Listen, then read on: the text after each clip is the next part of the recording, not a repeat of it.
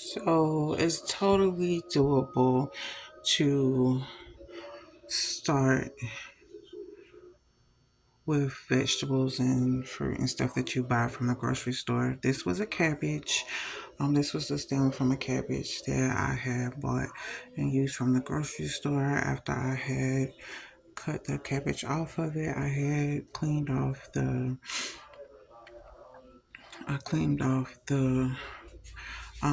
edges of what was left of the stems, and I took them off, and then I got a cup that I wasn't using anymore, filled it up with water, and just placed it in there. I was waiting for some roots to grow. As you can see, they have not it has not started growing any roots at all yet. I'm still waiting for roots to grow, but while I've been waiting for the roots to grow, as you can see, there are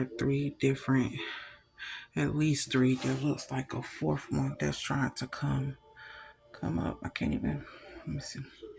Trying to come up on that side. There's like a fourth one that's trying to come up on that side. But so far, there's three different. Looks like it'll be three different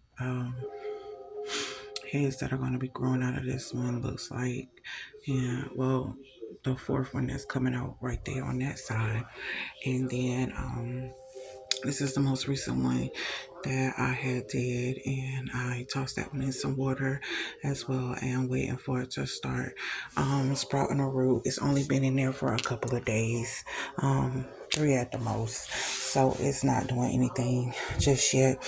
I was waiting on some, hopefully a root to sprout on it, but just like this one here, it's starting to get a little bit of sprouts that are coming out the sides of it. That was not like that before. And then there's a couple more on the other sides and stuff like that. So, what I'm going to end up doing is I'm going to keep it in this cup and I'm just going to let it chill. I change the water out every single day. Just to keep the fresh water going, and because I have it inside, I keep it under the light and stuff like that, because where this window is positioned that I have right here by it is no sun gets into that window, and so I just keep it near a light and try to you know keep the little fake sunlight going on it, but yeah, I'm definitely gonna keep it in this cup and just let it get a little bit bigger.